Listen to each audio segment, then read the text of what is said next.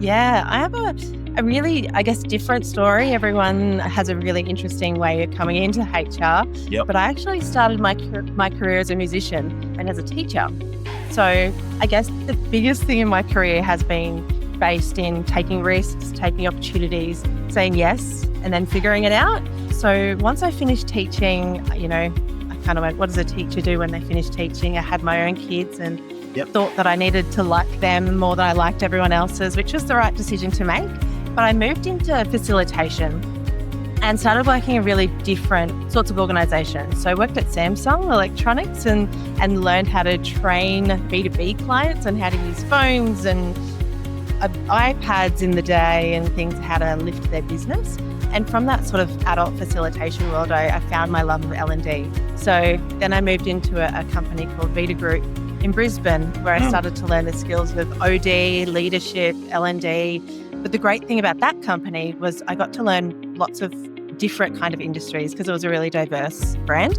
So I got to learn B2B and B2C in telco and retail. But that business also had an apparel kind of arm. So I got to start learning about retail and apparel and fabric. But then they also had an aesthetics business. So I got to learn how to start working in OD and leadership with doctors and nurses and lots of different kinds of people. But I really loved retail, and I guess after that I had the opportunity of moving to Michael Hill Jeweller, which is a wonderful, wonderful place. Have lots of diamonds from my time there, so very grateful. But I learned in lots of different roles across HR. So again, stuck with L&D, but started to pick up things along talent development, talent acquisition, and HR ultimately, and spent a lot of my time in HR there and leading HR teams across Australia and New Zealand.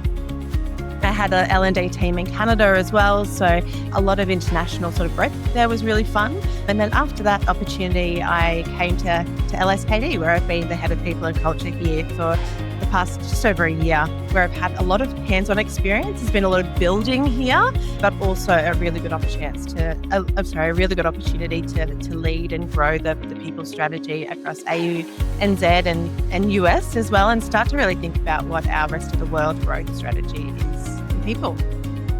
There's so much to unpack there because you came from a music background. By the way, what was your instrument? A long time ago, Jonathan, and please never ask me to show you, but I was a classical vocalist by trade and learned violin from a very